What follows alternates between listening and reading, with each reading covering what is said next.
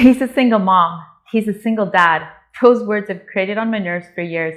To me, it felt like pity, shame, guilt, victim, degrading, lonely, poor, and not good enough, all jumbled into one big ball of emotion, mixed in with a good dose of low self-esteem. Now, not every parent who is flying solo feels this way, but a lot do, and I am speaking specifically to you moms and dads out there today that carry the weight of your children's well-being solely on your own shoulders. This morning, you got up, and despite feeling like bed was the best place to spend the rest of your day, you smiled at your little ones. You poured yourself a cup of coffee, or the other way around, you got them off to school or to daycare. Then you rushed yourself out the door to work, knowing that in a few hours you needed to pick up these beautiful but absolutely oh so busy little creatures, picking them up and cheerfully running them to some sport, to some swim lesson or dance, doing their homework, feeding them and tucking them into bed, and then dragging your weary body through the shower and into bed only to do it again the next day, alone. Many solo parents struggle with a lack of confidence and a lack of self-esteem. This may be due to abuse or lack of financial security, a lack of identity, or just plain lack of time to take care of yourself. Thus, ending up with a low mood or stressed out, running on empty, always giving up but never getting your own needs met first, or even last. They just don't get met. And if this sounds like you, I want to assure you that you are hitting it out of the park. By just getting up this morning and caring for your child, you are a rock star. I've done the flying solo for approximately 13 years, and I know the work that it takes. I know what it feels like to cry out of sheer exhaustion and to turn around and smile at my son and say, "Oh, be okay," because they caught you with a tear that you were trying to hide. I know what it feels like to feel that invisible, or feel like a solo mom that is charity. And yet, I can promise you, you are not charity or invisible. You are a parent that has embraced the opportunity of raising your beautiful little ones into beautiful adults.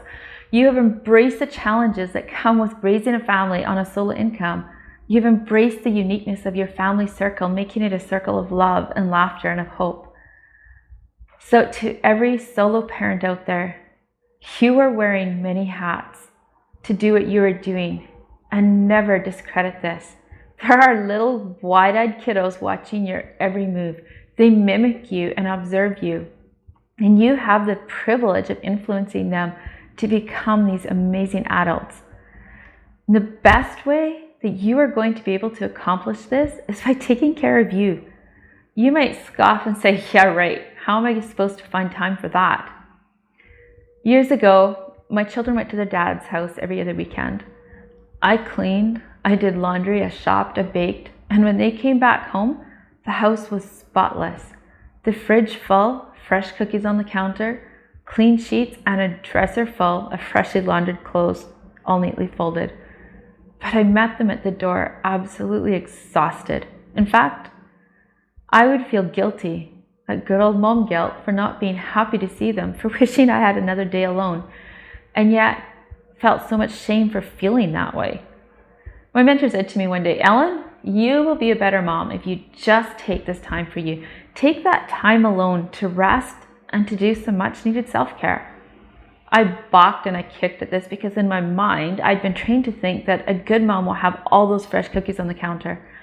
But I thought, it's worth a try. The next weekend, I rescheduled my week so that I had time to prepare. So on Friday before they left, I had the children help me with the house cleaning. And as much as they were able, and they did as much as they were able to do at their young age. And then with a sigh of relief, I did a little dance as they left, and I took some much needed self-care. I went to the gym, I walked, I met with friends, slept, watched movies, journaled, and ate whatever I wanted. And I did whatever I wanted. When my children arrived back home, the difference in how I felt was huge. I met them with a smile. I looked forward to them coming home. In fact, there were times that I could hardly wait for them to arrive on that doorstep. The difference was so drastic. So to all of you parents out there, you are a good parent. You will be an even better mom or dad if you take that time to fill up your energy tank, your love tank, by doing some much needed self-care just for you. You might not have a weekend every other week like I did back then, But do you have a friend or a family member who would help you out?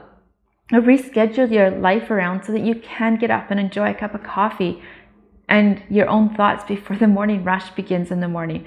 It might be sneaking off for a bath or hiding in a closet for a moment to get some time to just still your mind and to breathe. I cannot stress it enough, the difference it made in my own world to prioritize that self-care, even if it was a short 10-minute pieces at a time. So if I can give you one thought, is just get your self-care, get time for you, and remember that you are also modeling this for those children that are watching you. Your children's hearts are also your responsibility. Their security and sense of well-being lies on us as parents, on you. How do we fill their needs when we are so busy and struggling to keep our heads above water and the bills paid? Being present with them and creating space for family time is vital. You get to create family traditions and memories with your children. We had a tradition of pizza night every time they came home from their dad's house. It was familiar. They knew what to expect and had something to look forward to. It helped them to transition from one home to the other. And it didn't matter if we bought that $5 pizza to bake at home, bought Domino's pizza, or made our own. We had pizza.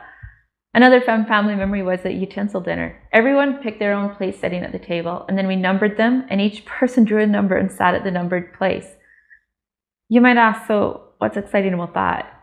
A place setting could look like a muffin tin for a plate, a barbecue lifter for a fork, or a very tall spaghetti canister for a cup, or a very large, a large Tupperware bowl, a mini baby spoon, and a mini tea set cup.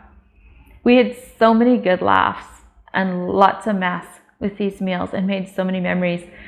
Creating those special moments that became everyday moments for us made the difference, and it will make the difference for you.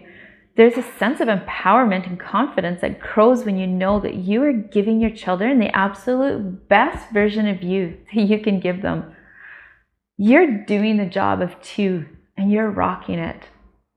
Make a list of your accomplishments and your day-to-day events. Read that list. Let it sink in what you are actually accomplishing. And the next time you feel guilt or shame or pity or even a victim mentality popping in that wants to come visit, show them that list. You get to turn on the joy in your home. Turn that music on and spend 5 minutes dancing with your son or your daughter. I can promise you that as you dance, you will feel your confidence build and your self-esteem barometer rise up to the top. There is no space for guilt, shame, or someone else's perspective of the single parent. And as I said, and was once said to me by a coach, you have not been a single mom all these years. You have co-parented with God. So link arms with the best co-parent that you could possibly get and continue hitting this parenting thing out of the park, because you've got this.